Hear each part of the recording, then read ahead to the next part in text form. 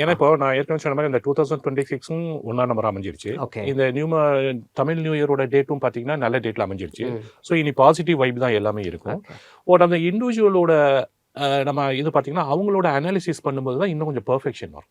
Okay. இப்போ என்னன்னா இப்போ நம்ம பொதுவாக பேசிட்டு இருக்கோம். நியூமராலஜி பற்றி பேசும்போது என்னன்னா அவங்களோட பிறந்த தேதிக்கும் அவங்களோட பெயருக்கும் என்ன சம்பந்தம் இருக்குன்றதை நம்ம அனலைஸ் பண்றது தான் இது. ஆனா பொதுப்படியா பேசும்போது பாத்தீங்கன்னா இந்த வருஷம் இந்த பிகினிங் எல்லாருக்கும் ரொம்ப ஹாப்பியா இருக்கும்.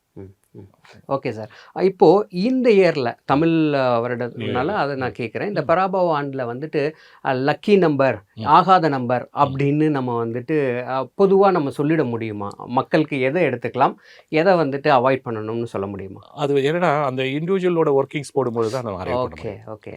பொதுவாக இந்த வருஷம் லாஸ்ட் இயர் விட கண்டிப்பாக பெட்டராக இருக்குன்றது எங்களோட கணிப்பு. Okay sir. 2026 நல்லா இருக்கும். திரும்ப நான் அதே சொல்றேன், தமிழ் நியூ இயரும் ஸ்டார்ட் ஆகிறதுமே புதன் கிரகத்தில் ஆரம்பிச்சு சூரியனில் முடியுது. ஏன்னா புதன் ஒரு சொபிஸ்டிகேட்டடான பிளானட்.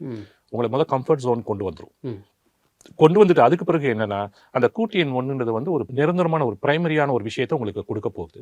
ஸோ இதை நீங்க நம்பி உள்ள வரும்போது பார்த்தீங்கன்னா இதுக்கு நீங்க என்ன பண்ணணும்னா நம்ம வழக்கமா நம்ம தமிழ் புத்தாண்டுக்கு என்ன பண்ணுவோம், காலையில கனிகளை நம்ம பார்க்கறது, அதுக்கு பிறகு நாணயங்கள் பார்க்கறது, இந்த மாதிரி நல்ல விஷயங்கள், நீர்நிலைகள் இருக்க இடத்துக்கு போறது, இது மாதிரி சில விஷயங்கள். ஏன்னா அந்த வருஷம் ஆரம்பத்தில் நம்ம என்ன பண்றோமோ அந்த தாக்கம் வருடம் முழுக்க இருக்கும்.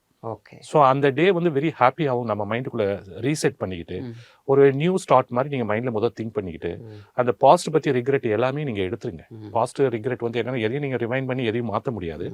பட் ப்ரெசென்ட் நம்ம வந்துட்டோம். ப்ரெசென்ட்டில் நமக்கு என்ன தேவை அப்படின்னு கேட்டிங்கன்னா first of all self confidence.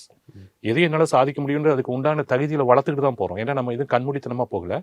அதுக்கு உண்டான குவாலிஃபிகேஷனோ அதுக்கு உண்டான தகுதியை வளர்த்துக்கிட்டு நம்ம போகும்போது என்னன்னா சில விஷயங்கள் நம்ம காத்திருக்கும். அதுதான் மேஜிக். ஏன்னா மிராக்கிள்ன்றது என்னன்னு கேட்டிங்கன்னா நீங்கள் செய்கிற விஷயத்துக்கு உண்டான பலன் கிடைக்கிறது ஆர்டினரி. இதுக்கு மேலே நமக்காக இந்த பிரபஞ்சம் கொடுக்கும் அப்படின்னு பார்த்தீங்கன்னா அதை நீங்கள் நம்பிக்கையோடு போகும்போது பார்த்தீங்கன்னா அந்த ப்ரெசென்ட்டில் செல்ஃப் கான்ஃபிடன்ஸோட ஒரு இடத்துக்கு அப்ரோச் பண்ணும்போது பார்த்தீங்கன்னா அது மிகப்பெரிய வெற்றியை கொடுக்கும். அப்புறம் பாஸ்ட் பற்றி தயவுசெய்து எந்த ஒரு ஃபியர் வேண்டாம். இது ரெண்டுமே உங்கள் இமேஜினேஷன் தான். ஏன்னா நீங்கள் கற்பனையில் தான் வரீங்கன்னா அது ஃபிசிக்கலாகவும் ஆஸ் வெல் ஆஸ் உங்களோட மென்டலாகவும் அது பாதிக்கும். ஸோ அதனால பாஸ்ட் பற்றி நம்ம எந்த ஃபியரும் வேண்டாம். இதை பாரதியார் அருமையாக சொல்லியிருப்பார். என்னன்னா இரண்டும் பயமும் கவலையும் நம்மளை துரத்துமா. அது ஒரு தெருநாயின் மாதிரி அவர் சொல்லியிருப்பாரு. ஏன் துரத்துதுன்னு தெரியாது ஓடிக்கிட்டே இருப்போம். ஆனா ஒரு நிமிடம் அது திரும்ப போயிடும்.